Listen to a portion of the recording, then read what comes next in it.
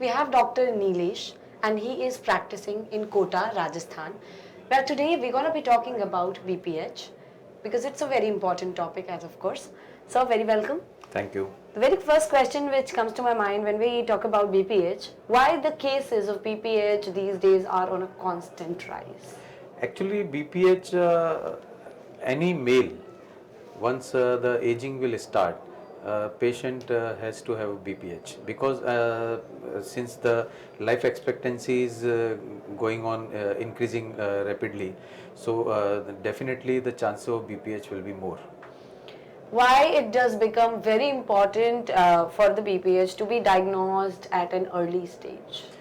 Uh, BPH per se is a pathological diagnosis. Okay. The mainly it's the symptoms which are important.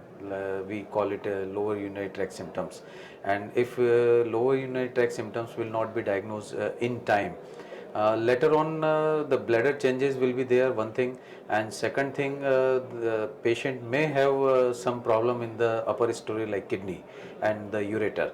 If we ignore the BPH and lower urinary tract symptoms, the upper story will be at risk, and definitely bladder will be at risk.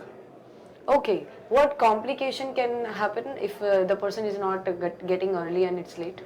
See, if a person is ignoring the symptoms of lower urinary tract, slowly the prostate is will enlarge and the symptoms will be more, and it's a burden to the bladder, and bladder may be compromised, and once the bladder will be compromised, there will be decompensation and compensation of the bladder wall, and leading to upper story like kidney and ureter to be dilated, and there will be obstructive uropathy which will be established, leading to renal failure.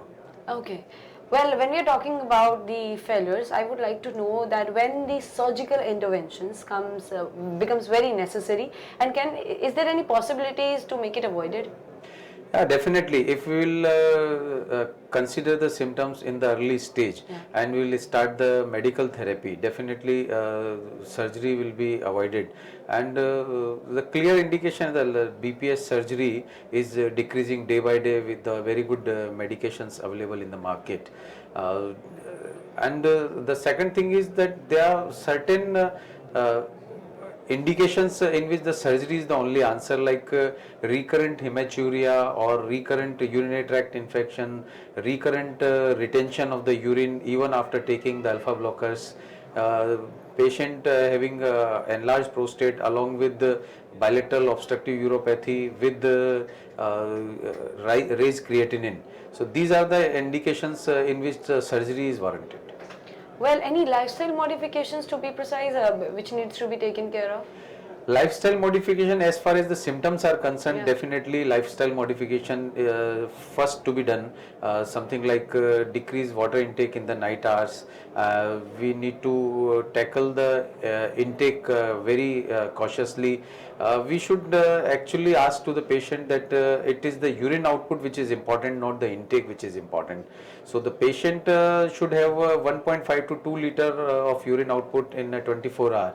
Rather than taking too much of water and having the urine output of 4 liter, 5 liter. So these are the lifestyle modification. Along with that, patient should have decreased intake of the soft drinks, decreased intake of the caffeine products. These are the important things. Yeah, these are the triggers actually. Triggers. Thank you so much. It was very amazing talking to you. Thank Have you. a great day. Thank you. Thank you.